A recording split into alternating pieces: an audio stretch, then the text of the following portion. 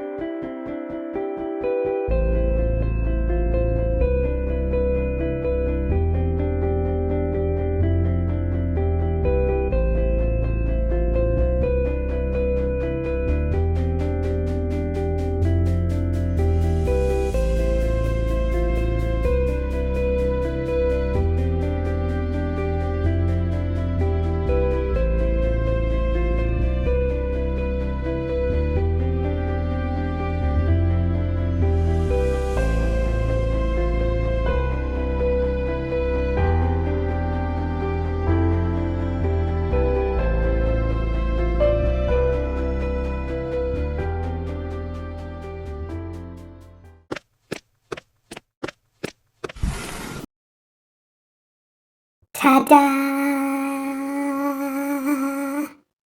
I've noticed over the last few months that some amps have been coming over from China that have a passive subwoofer out, and we've all been scratching our heads as to why they're making these amps with passive subwoofer outs.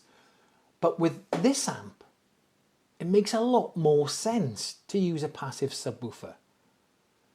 And I'll explain why in a moment. Now, I've been using it as a 2-channel amp because I don't have a passive subwoofer currently. So you've got your volume here, and it sounds great. Really, really good, really punchy. The bass is nice and punchy. Good mids, good highs. Can't quibble about the sound. Look.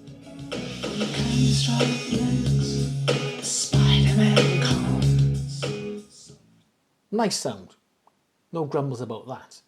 And then you got your bass and treble.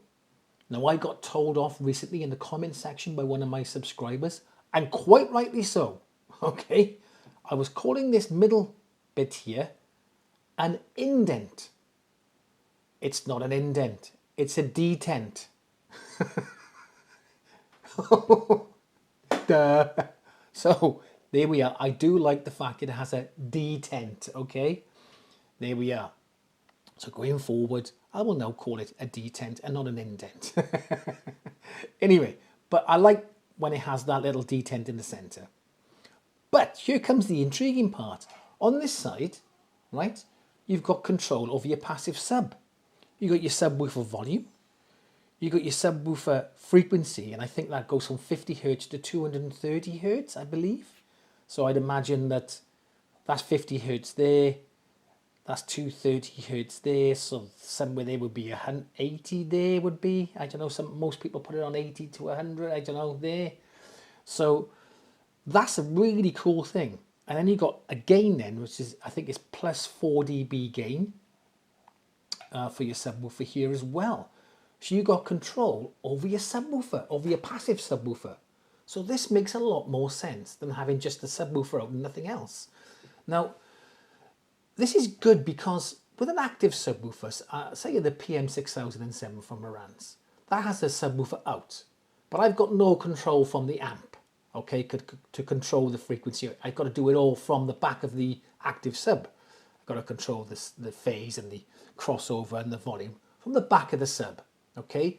But with this, I can control my passive subwoofer from the amp, without having to get on the floor and stuff. Now, it would be even better if we had a remote to do it with, so we could do it for the comfort of our armchair, but that's just being lazy, I suppose. So, I don't want to continue this review too far without getting I keep saying active sub. Ooh, fuming. Passive sub. Okay. I really want to get a passive sub to try this out. I could stick a little speaker on it, but it's not going to give me the results I want. I want to hear it with an actual passive subwoofer. I really I like the sound of this. So I had a look on eBay, and there is quite a few passive subs on there. They look like they're all from old 2.1 systems, you know, like sound bars or something like that, maybe PC speakers, some of them. Because, like I said, new passive subwoofers are hard to come by. So I'm going to have to go for one of these second-hand ones off a 2.1 system. But that's fine. It'll be fine. It's just the bass I want out of it just to try this out. Anyway, so I'm going to order one off there. And hopefully it'll arrive soon so I can get this review completed. Anyway, while we're waiting for that sub to come, let's have a look online.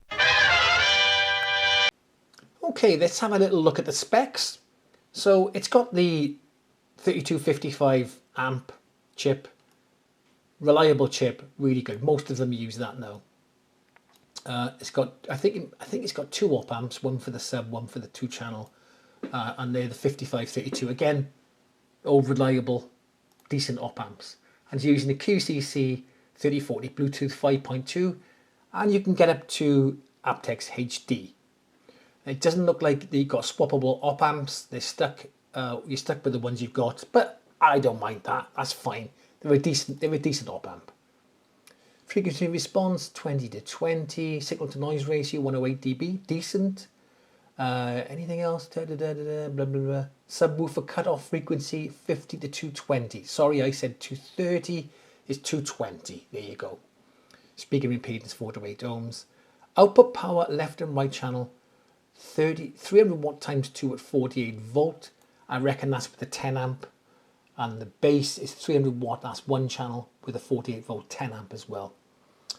Blah, blah, blah. Okay. Now, there are 4 ways to connect the B07 2-channel left and right. 2.1 with 2-channel and passive sub.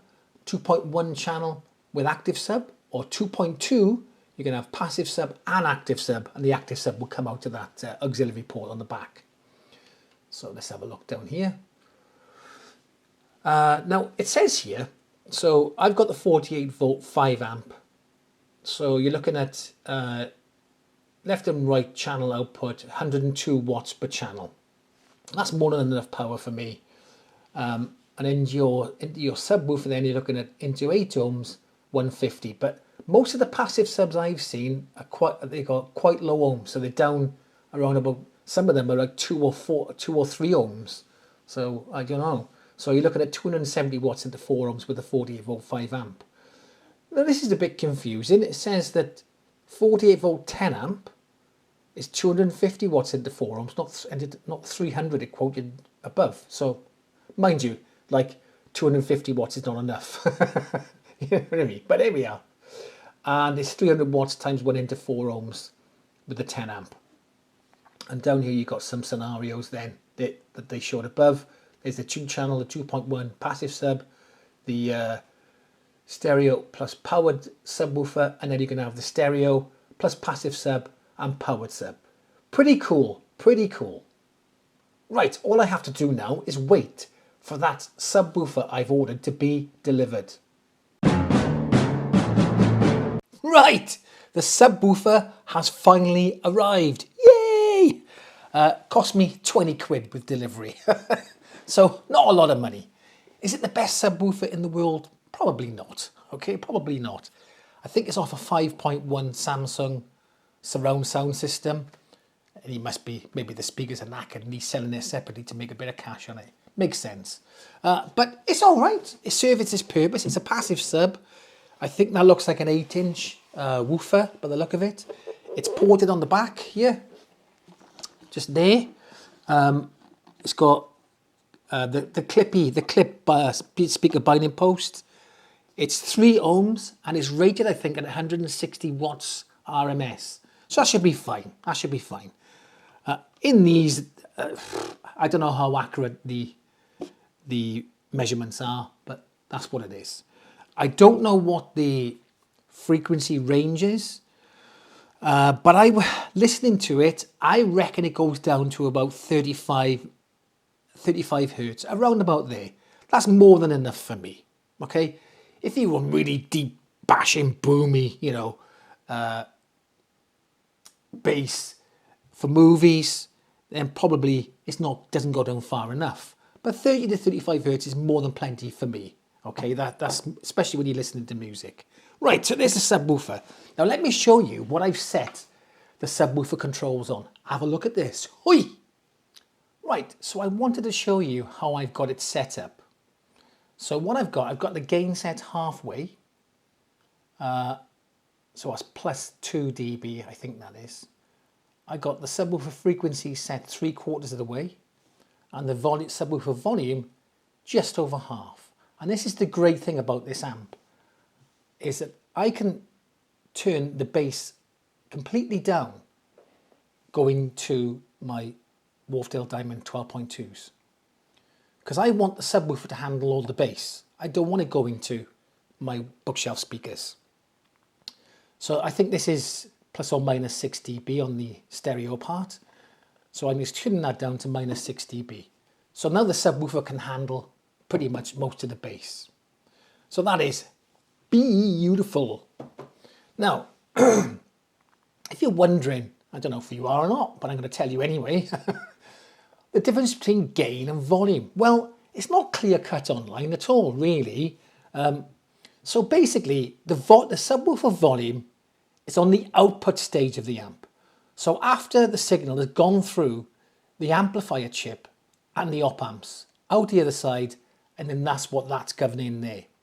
Whereas the gain is changing the decibel, is changing the volume before the input. So before it goes into the amplifier and the op amps, that's where that's working, on the input stage. So I'm not sure if it'll do it on, I don't think you'll notice it on a subwoofer as such, but it can change the tone of it when you use the gain. So does that make any sense? Let me know if you can explain it better in the comment section. Let me know. The only one quibble I got with, and I haven't got hardly any quibbles with it. One thing is, it does get quite hot. That is quite hot, okay? I'm glad it's got the venting on either side. I think it could do with a vent on top, actually. But it is pretty warm.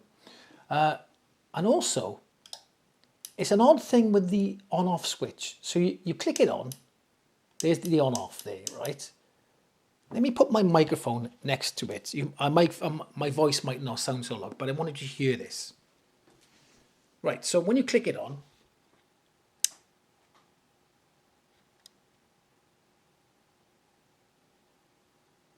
did you hear that? Now watch when you go to click it off. Right, did you hear that click then?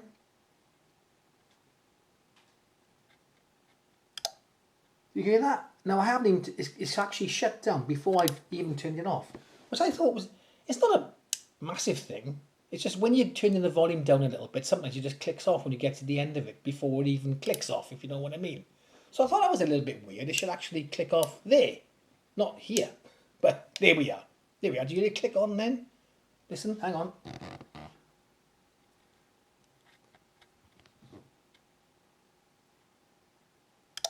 There. Weird. Anyway. Right, let me put that back on there. Sorry about all the shuffling. Everybody's shuffling.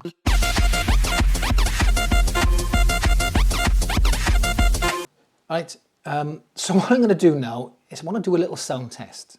So at the moment, my Fuzzy Audio V3 connected to my Topping D53 DAC, too many threes, and that is what handles all the desktop duties here. Okay, So what I'm going to do is going to compare this to the Fuzzy Audio V3. Obviously, what I'm going to do though, I won't be using the subwoofer, okay? I'm just going to use this. I'll put the bass back to 0 dB and turn the subwoofer volume off completely so the sub won't be involved, because it won't be a fair comparison. So I'm just going to compare this as it is there to the Fuzzy Audio V3. So have a listen to this.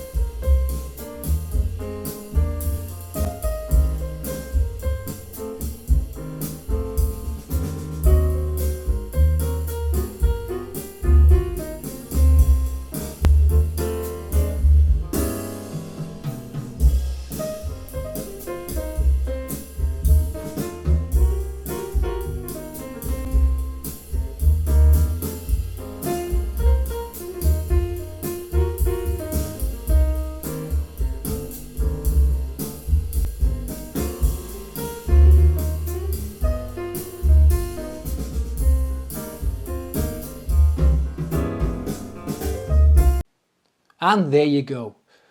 What do you think? Again, please let me know in the comment section. I'd love to know your thoughts.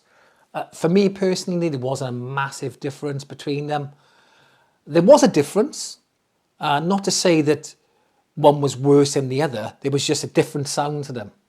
And that's the thing you've got to think with some amps sound different to others. Doesn't mean they're worse than the others. I thought the Aiyima B07 was a bit more forward in its approach, whereas the V3 was a little bit more laid back, a little bit warmer. I'm a little, a little bit. So again, let me know what you think. So regards to sound, the B07, very decent. And what I'm going to do now is, unfortunately, is goodbye to the V3, I think. Well, not goodbye for good, but I think with this subwoofer, I really like the sound of it with the sub. And so the B07 will be doing most of my desktop duties, sound duties from now going forward.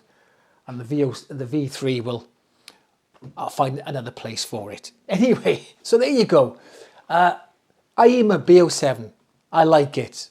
I really like it, okay? Anyway, that's come to the end of the video. If you got this far, well, good for you. So don't forget to subscribe, yeah? Sort it out. And I'll catch you in the next one.